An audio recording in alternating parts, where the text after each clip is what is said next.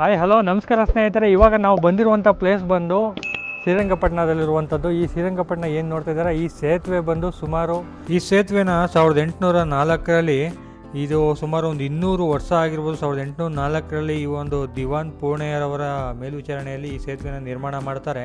ಇದು 200 ವರ್ಷಗಳಷ್ಟು ಹಳೆಯ ಸೇತುವೆ ಆಗಿರುತ್ತೆ. ಈ ಒಂದು ಸೇತುವೆ ಬಂದು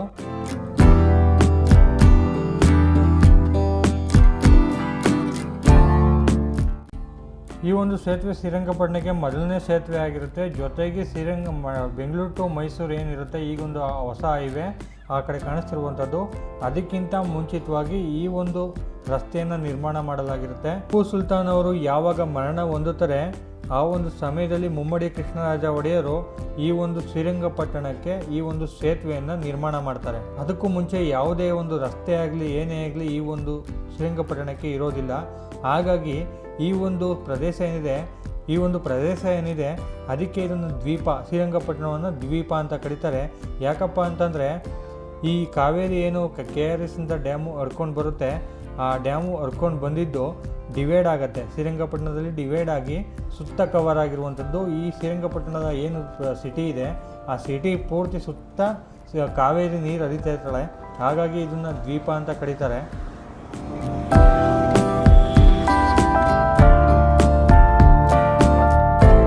ನನ್ನ ಒಂದು ಚಾನಲ್ನ ಯಾರು ಸಬ್ಸ್ಕ್ರೈಬ್ ಮಾಡ್ಕೊಂಡಿಲ್ಲೋ ಸಬ್ಸ್ಕ್ರೈಬ್ ಮಾಡ್ಕೊಳ್ಳಿ.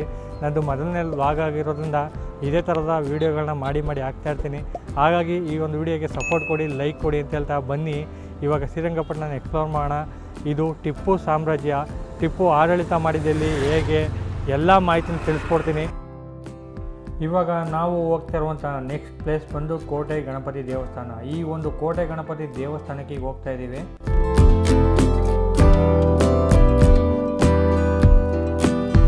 ಈ ಒಂದು ಕೋಟೆ ಗಣಪತಿ ದೇವಸ್ಥಾನ ಏನಿದೆ, ಈ ಒಂದು ಕೋಟೆಯಿಂದ ಕೆಳಗಡೆ 25 ಅಡಿಗಳಷ್ಟು ಆಳದಲ್ಲಿ ಈ ಒಂದು ಗಣಪತಿ ದೇವಸ್ಥಾನ ಇರುವಂಥದ್ದು. ಜೊತೆಗೆ ಇಲ್ಲಿ ನೀರು ಜಾಸ್ತಿ, ಕಾವೇರಿ ನೀರು ಯಾವಾಗ ಜಾಸ್ತಿ ಬರುತ್ತೆ ಈ ಒಂದು ದೇವಸ್ಥಾನದವರು ಇಲ್ಲಿ ಮೆಟ್ಲು ಏನಿದೆ ಮೆಟ್ಲುವರೆಗೂ ನೀರು ಬಂದ್ಬಿಡುತ್ತೆ, ಮುಚ್ಕೊಳ್ಳೋದು ಬಿಡುತ್ತೆ.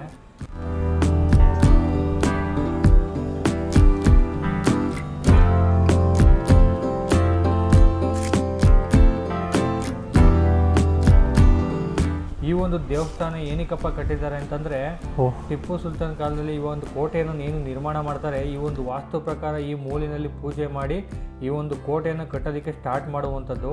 ಹಾಗಾಗಿ ಈ ಒಂದು ದೇವಸ್ಥಾನವನ್ನು ಇಲ್ಲಿ ನಿರ್ಮಾಣ ಮಾಡಿ ಇಲ್ಲಿ ಪೂಜೆಯನ್ನು ಮಾಡಿ, ಗುದ್ಲಿ ಪೂಜೆಯನ್ನು ಮಾಡಿ ಈ ಒಂದು ಕೋಟೆಯನ್ನು ಕಟ್ಟೋದಕ್ಕೆ ಸ್ಟಾರ್ಟ್ ಮಾಡ್ತಾರೆ. ಆ ಒಂದು ಪ್ಲೇಸನ್ನು ಇವಾಗ ನೀವು ನೋಡ್ತಾ ಇರುವಂಥದ್ದು.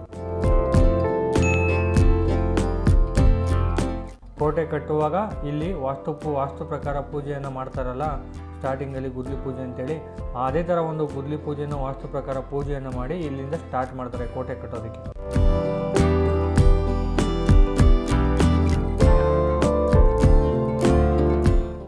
ಇದೇ ಥರ ದೇವಸ್ಥಾನಗಳು ಕೋಟೆಯ ಸುತ್ತಲೂ ಆಂಜನೇಯನ ದೇವಸ್ಥಾನ, ಗಣಪತಿ ದೇವಸ್ಥಾನ, ಇದೇ ಥರ ದೇವಸ್ಥಾನಗಳು ಕೋಟೆಯ ಸುತ್ತಮುತ್ತ ನಾವು ನೋಡ್ಬೋದಾಗಿರುತ್ತೆ.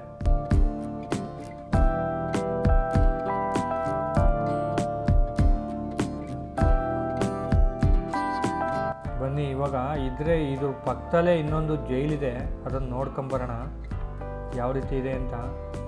ಹಳೆ ಕಲ್ಲಿನಲ್ಲಿ ಫುಲ್ಲು ಕಲ್ಲು ಮತ್ತು ಇಟ್ಟಿಗೆ ಎಲ್ಲ ಉಪಯೋಗಿಸಿ ಈ ಒಂದು ಕೋಟೆನ ಕಟ್ಟಿರುವಂಥದ್ದು. ಈಗ ನಾವು ಹೋಗ್ತಾ ಇರುವಂಥದ್ದೆಲ್ಲ ಕೋಟೆಯ ಗಡಿ ಭಾಗ, ಇದೆಲ್ಲ ಕಾವೇರಿ ನೀರು.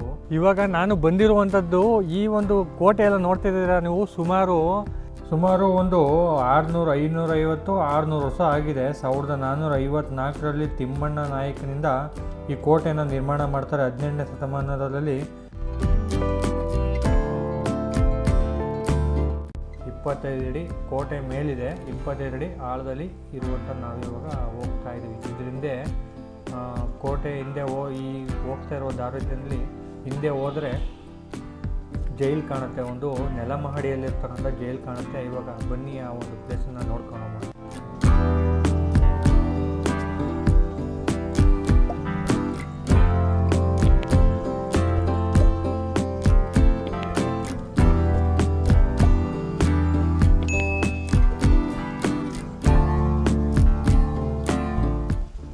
ಮೆಟ್ಲು ಹತ್ಕೊಂಡು ಈಗೇನು ಹೋಗ್ತಾ ಇದ್ದೀವಿ, ಇದು ಮುಂದೆ ಇರುವಂಥದ್ದು ಆವಾಗ ಜೈಲ್ ಕಾಯೋವ್ರಿಗೆ ಏನಿರ್ತೀವಿ ಇವಾಗ ಸೆಕ್ಯೂರಿಟಿಗಳು ವಾಚ್ಮೆನ್ಗಳು ಮುಂದೆ ಇರುವಂಥದ್ದು. ಈ ಮೆಟ್ಲು ಹತ್ಕೊಂಡವ್ರು ಹಿಂದೆನೇ ಜೈಲ್ ಇರುವಂಥದ್ದು. ಇವಾಗ ನಾವು ಈ ಸೆಕ್ಯೂರಿಟಿ ಗಾರ್ಡ್ಸ್ಗಳು ಏನಿರ್ತಿದ್ರು ಆ ಒಂದು ಹೊರಗಡೆ ನಾವು ಹೋಗೋಣ, ಹೇಗಿದೆ ಹೊರಗಡೆ ಯಾವ ರೀತಿ ಇರ್ತದೆ ಅಂತ ನೋಡ್ಕೊಂಡು ಬರೋಣ. ನೋಡ್ತಾ ಇದ್ದೀರಾ ನೀವು, ಫುಲ್ಲು ಹೊರಗಡೆ ತಂಪಾಗಿದೆ.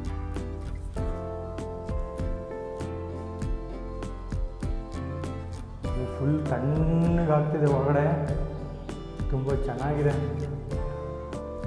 Full cool.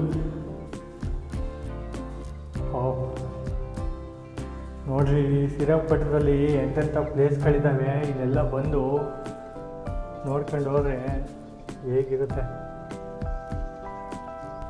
ಇದರಿಂದನೇ ಇರ್ತಕ್ಕಂಥ ಜೈಲು, ಇದು ಫುಲ್ಲು ನೆಲದಲ್ಲೇ ಇರುವಂಥದ್ದು. ಇದನ್ನು ಚಪ್ಪಡಿ ಕಲ್ಲು ಮೂಲಕ ಕಟ್ಟಿರುವಂಥದ್ದು. ಇದು ಇವಾಗ ಎಲ್ಲ ಬಂಧಿಸ್ತಾರಲ್ಲ, ಆ ಒಂದು ಕೈದಿಗಳನ್ನ ಒಳಗಡೆ ಸುರಂಗದ ಒಳಗಡೆ ಬಚ್ಚಿಡ್ತಿದ್ರು.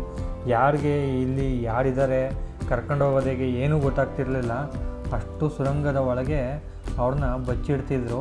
ಆ ಒಂದು ಜೈಲು ಇಲ್ಲಿದೆ ಅಂತಲೇ ಕಾಣಲ್ಲ, ಆ ಸುರಂಗದ ಒಳಗಡೆ ಆ ಒಂದು ಜೈಲು ಇರುವಂಥದ್ದು.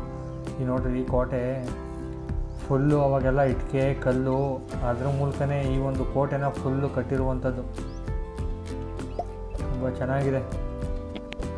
ಇದು ಪಕ್ಕದಲ್ಲೇ ಇದೀಗ ಗಣೇಶನ ದೇವಸ್ಥಾನ ನೋಡ್ಬೋದು ನಾವು, ಪಕ್ಕದಲ್ಲೇ ಇರುವಂಥದ್ದು. ಇದು ನೀವು ಬಂದರೆ ಸಲೀಸಾಗಿ ಹಿಂದೆ ಅಲ್ಲೇ ಪಕ್ಕದಲ್ಲಿ ನಡ್ಕೊಂಡು ಬಂದ್ಬಿಡ್ಬೋದು.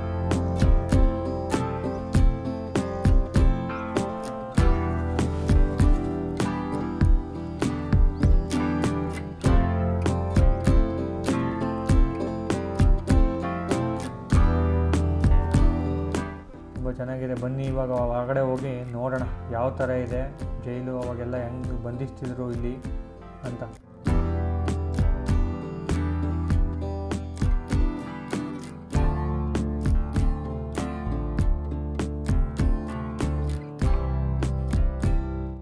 ಈ ಒಂದು ಜೈಲ್ಗೆ 2 ಎಂಟ್ರೆನ್ಸ್ ಇದೆ. ಈ ಕಾಣ್ತಿರುವಂಥ ಮುಂದೆ ಇರುವಂಥದ್ದು, ಇನ್ನೊಂದು ಆ ಕಡೆ ಸೈಡ್ ಇರುವಂಥದ್ದು, 2 ಎಂಟ್ರೆನ್ಸ್ ಇದೆ.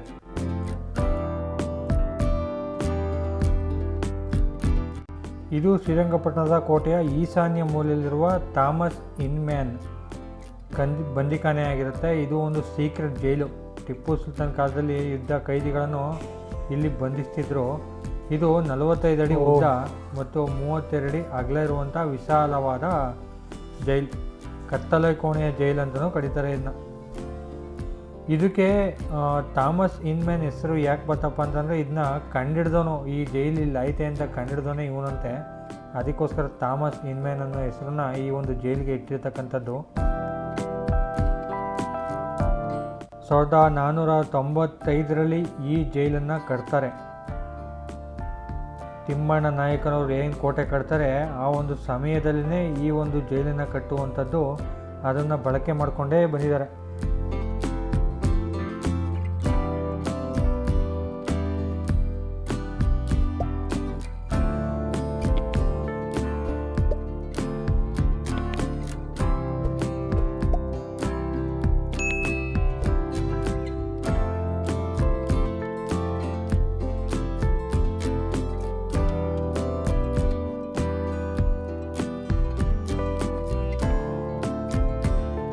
ತುಂಬ ವಿಶಾಲವಾಗಿದೆ. ಇದು ಈ ಸೀಕ್ರೆಟ್ ಜೈಲು ಅಂತ ಯಾರೂ ಗೊತ್ತೇ ಇರಲಿಲ್ವಂತೆ. ಬ್ರಿಟಿಷ್ ಅಧಿಕಾರಿ ಥಾಮಸ್ ಇನ್ಮ್ಯಾನ್ ಅನ್ನೋನು ಈ ಒಂದು ಜೈಲನ್ನು ಕಂಡಿಡಿತಾನೆ, ಇಲ್ಲೊಂದು ಜೈಲಿದೆ ಅಂತೇಳಿ. ಅದಕ್ಕೆ ಆ ಹೆಸರನ್ನ ಇದಕ್ಕೆ ಇಟ್ಬಿಟ್ಟಿದ್ದಾರೆ, ಥಾಮಸ್ ಇನ್ಮ್ಯಾನ್ ಅನ್ನೋದು.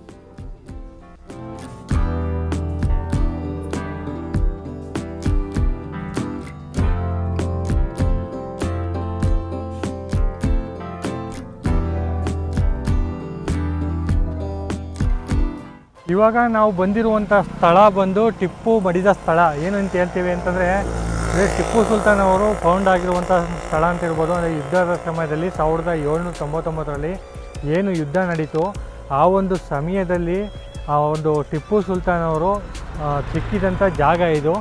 ಆ ಒಂದು ಜಾಗಕ್ಕೆ ಇವಾಗ ಹೋಗ್ತಾ ಇದ್ದೀವಿ.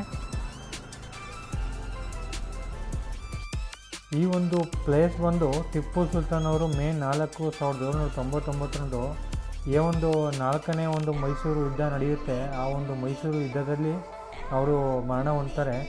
ಆ ಮರಣ ಹೊಂದಿದ ಸ್ಥಳ ಏನಿದೆ, ಅವರು ಮೃತದೇಹವನ್ನು ಕೋಟೆಯ ಉತ್ತರ ಭಾಗದಲ್ಲಿ, ಅಂದರೆ ಇಲ್ಲೇ ಒಂದು ವಾಟರ್ ಗೇಟ್ ಇರುವಂಥದ್ದು, ಆ ವಾಟರ್ ಗೇಟ್ ಪಕ್ಕದಲ್ಲೇ ಈ ಒಂದು ಫೌಂಡ್ ಆಗುವಂಥ ಟಿಪ್ಪುವಿನ ಮೃತದೇಹ ಏನಿರುತ್ತೆ ಇಲ್ಲಿ ಫೌಂಡ್ ಆಗುತ್ತೆ, ಇಲ್ಲಿ ಸಿಗುತ್ತೆ.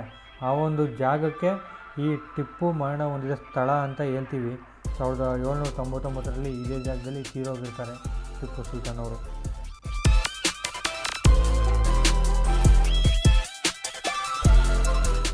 ಅವ್ರನ್ನ ಸಮಾಧಿ ಮಾಡಿರ್ತಕ್ಕಂಥದ್ದು ಗುಂಬಾಜ್ ಹತ್ರ. ಗುಂಬಾಜ್ಗೆ ಇವಾಗ ನಾವು ಅಲ್ಲಿ ಹೋಗೋಣ, ಅದನ್ನು ಕೂಡ ತೋರಿಸ್ತೀನಿ ನಿಮಗೆ ಹೇಗಿದೆ ಅಂತ.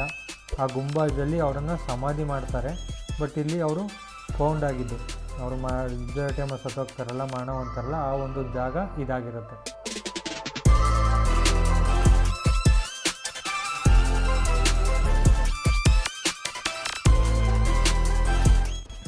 ವಾಟ್ರ್ ಗೇಟ್, ಈ ವಾಟ್ರ್ ಗೇಟು ತುಂಬ ಇತಿಹಾಸ ಇದೆ. ಏನಪ್ಪ ಅದು ಇತಿಹಾಸ ಅಂತಂದರೆ, ಇದನ್ನು ಶ್ರೀರಂಗಪಟ್ಟಣದ ವಾಟ್ರ್ ಗೇಟ್ ಅಂತ ಕರೀತಾರೆ. ಇದು ಕಾವೇರಿ ನದಿ ದಂಡೆಲೇ ಇರೋದ್ರಿಂದ ಇಲ್ಲಿನ ನಿವಾಸಿಗಳು ಆವಾಗ ಅಲ್ಲಿ ಕಾವೇರಿ ನೀರನ್ನು ಕುಡಿಯೋದಕ್ಕೆ ಉಪಯೋಗಿಸ್ತಿದ್ರು, ಅದನ್ನು ತಗೊಂಬರೋದಕ್ಕೆ ಆವಾಗ ಈ ಗೇಟನ್ನು ಯೂಸ್ ಮಾಡ್ತಿದ್ರು. ಅದಕ್ಕೆ ಇದನ್ನು ವಾಟ್ರ್ ಗೇಟ್ ಅಂತ ಕರೀತಾರೆ. ಇದು ಏಕಪ್ಪ ಪ್ರಸಿದ್ಧಿ ಆಯಿತು ಇಷ್ಟೊಂದು ಅಂತಂದರೆ, ಏನು ಒಂದು 4ನೇ ಮೈಸೂರು ಯುದ್ಧ ಸ್ಟಾರ್ಟ್ ಆಗುತ್ತೆ ಅಂತ ಅಂದ್ಕೊಳ್ಳಿ. ಆ ಮೈಸೂರು ಯುದ್ಧ ಸ್ಟಾರ್ಟ್ ಆಗೋದಕ್ಕೆ ಈ ಗೇಟಿಂದನೇ ಬ್ರಿಟಿಷ್ ಅಧಿಕಾರಿಗಳು 1799 ಮೇ 4ರಲ್ಲಿ ಈ ಒಂದು ಬ್ರಿಟಿಷ್ ಸೈನ್ಯ ಈ ವಾಟರ್ ಗೇಟ್ ಮೂಲಕನೇ ಹೊರಗಡೆ ಬರ್ತಾರೆ. ಹೊರಗಡೆ ಬಂದು ಟಿಪ್ಪು ಸುಲ್ತಾನನ ಆಡಳಿತವನ್ನು ಧ್ವಂಸ ಮಾಡ್ತಾರೆ. ಆ ಟಿಪ್ಪು ಸುಲ್ತಾನನ್ನು ಕೂಡ ಸಾಯಿಸ್ತಾರೆ. ಆ ಒಂದು ವಾಟರ್ ಗೇಟ್ ಏನಪ್ಪ ಅಂದರೆ ಇದೇನೆ. ಈ ವಾಟರ್ ಗೇಟ್ ಮೂಲಕನೇ ಬ್ರಿಟಿಷ್ ಅಧಿಕಾರಿಗಳು ಶ್ರೀರಂಗಪಟ್ಟಣದ ಒಳಗಡೆ ಎಂಟ್ರಿ ಕೊಡೋದು. ಈ ಒಂದು ಕೋಟೆ ಒಳಗಡೆ ಅಷ್ಟು ಭದ್ರತೆ ಇತ್ತು. ಈ ಒಂದು ಕೋಟೆ ಒಳಗಡೆ ಇದೊಂದೇ ಗೇಟಲ್ಲಿ ಅವರು ಬರಲಿಕ್ಕೆ ಸಾಧ್ಯ ಆಗಿದ್ದು. ಅದಕ್ಕೆ ಇದೊಂದು ಫೇಮಸ್ ಆಗಿರೋ ವಾಟರ್ ಗೇಟ್ ಆಗಿರುತ್ತೆ.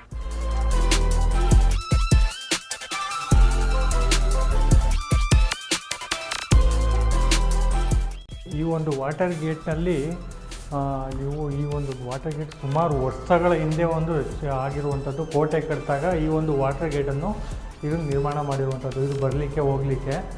ಈ ಒಂದು ವಾಟರ್ ಗೇಟ್ನಲ್ಲಿ ನೀವು ನೋಡ್ತಾ ಇದ್ದೀರಾ, ಈ ಒಂದು 3 ಬಾಗಿಲಿತ್ತು. ಇಲ್ಲಿ 3 ಬಾಗಿಲಿರುವಂಥದ್ದು. ಈ ಒಂದು ಹೋಲ್ ಏನಿದೆ, ಈ ಹೋಲ್ಗೆ ಲಾಕ್ ಮಾಡಿ ಇಲ್ಲಿ ಡೋರ್ ಇರ್ತಕ್ಕಂಥದ್ದು. ಇಲ್ಲೊಂದು ಡೋರ್ ಇತ್ತು, ಆಮೇಲೆ ಇಲ್ಲೊಂದು ಡೋರ್ ಇತ್ತು. ಇದೆಲ್ಲ ಏನಪ್ಪ ಅಂದರೆ, ಈ ಹೋಲು ಮತ್ತು ಈ ಕಡೆ ಇರ್ತಕ್ಕಂಥ ಹೋಲು ಏನಪ್ಪ ಅಂತಂದರೆ, ಡೋರ್ನ ಕ್ಲೋಸ್ ಮಾಡಿದಾಗ ಲಾಕ್ ಮಾಡೋದಕ್ಕೆ, ಈ ಒಂದು ಲಾಕ್ ಮಾಡೋದಕ್ಕೆ ತೆಗಿಬಾರ್ದಲ್ಲ ಯಾರೂ, ಆ ಒಂದು ಲಾಕ್ ಮಾಡೋದಕ್ಕೆ ಡೋರ್ನ ಕ್ಲೋಸ್ ಮಾಡ್ಬಿಟ್ಟು ಮಾಡ್ತಿರುವಂಥದ್ದು. ಇದು 2ನೇ ಡೋರು. ಇನ್ನೊಂದು 3ನೇ ಡೋರ್ ಬಂದು ನೋಡ್ತಿರ್ಬೋದು, ನಾನು ಇವಾಗ ತೋರಿಸ್ತೀನಿ. ಈ ಒಂದು 3ನೇ ಡೋರ್ ಬಂದು ಇದು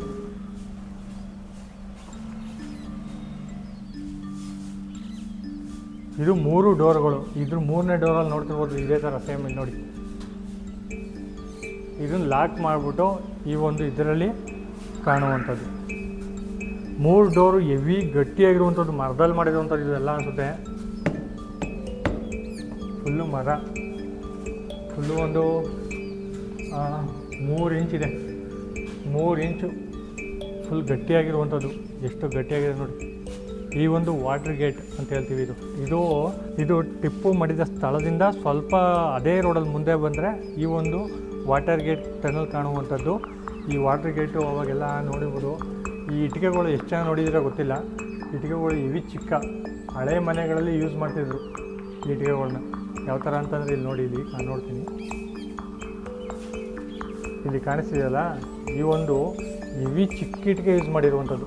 ಮೊದಲೆಲ್ಲ ಇವಿ ಚಿಕ್ಕ ಇಟ್ಟಿಗೆ ಹಳೆ ಮನೆಗಳಿಗೆಲ್ಲ ಯೂಸ್ ಮಾಡ್ತಿದ್ರು. ಸುಣ್ಣ ಈ ಥರದ್ದೆಲ್ಲ ಯೂಸ್ ಮಾಡಿಕೊಂಡು ಈ ಒಂದು ಕಟ್ಟಿರುವಂಥ ಈ ಒಂದು ಕೋಟೆ ವಾಟರ್ ಗೇಟ್ ನೋಡ್ರಿ. ಇನ್ನೂ ಎಷ್ಟು ಗಟ್ಟಿಯಾಗಿದೆ ಅಂತಂದರೆ ಸಾಕಾಗಿದೆ ಮಾತ್ರ.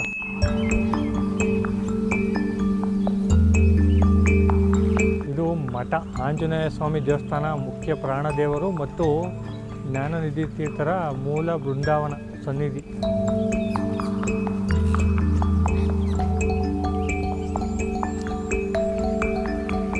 ಇವಾಗ ನಾವು ಹೋಗ್ತಾ ಇರುವಂಥದ್ದು ಈ ಒಂದು ಕೋಟೆ ಕವರ್. ಈಗ ನಾವು ಹೋಗ್ತಾ ಇರೋದೆಲ್ಲ ಬಾರ್ಡ್ರೇ. ಈ ಒಂದು ಕೋಟೆ ಇರುವಂಥದ್ದು ಇದು ಗೋಡೆಗಳಿರುವಂಥದ್ದು ನೋಡಿ ಕಾಣಿಸ್ತಿರ್ಬೋದು. ಇದೆಲ್ಲ ಕೋಟೆ ಬಾರ್ಡ್ರು.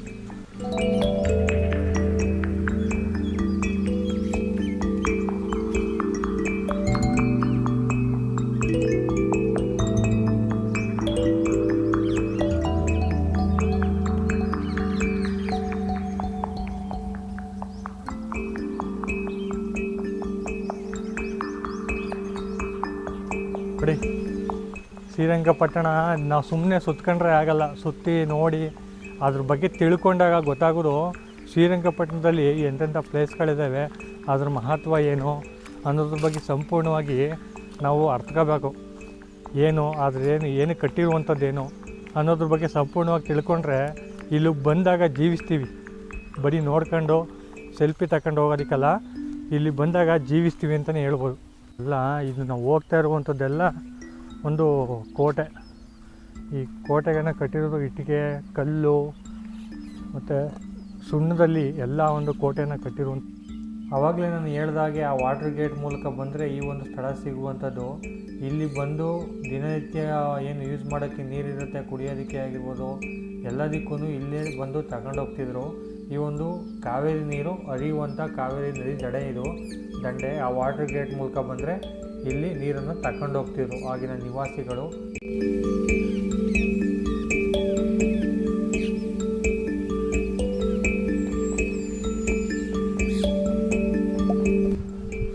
ಇವಾಗೆಲ್ಲ ಬೋರ್ವೆಲ್ಸು ಮನೆಗೂ ಬೋರ್ವೆಲ್ ಹಾಕೊಬಿಟ್ಟಿರ್ತಾರೆ, ನೀರುಗಳೆಲ್ಲ ಅಲ್ಲಲ್ಲೇ ಬರ್ತಿರುತ್ತೆ. ಅವಾಗೆಲ್ಲ ಈ ನೀರನ್ನೇ ಯೂಸ್ ಮಾಡ್ತಿದ್ರು. ಈ ವಾಟರ್ ಟ್ಯಾಂಕ್ ನಾವೇನು ವಾಟರ್ ಗೇಟ್ ನೋಡ್ಕೊಂಡು ಬಂದು ಅಲ್ಲಿಂದ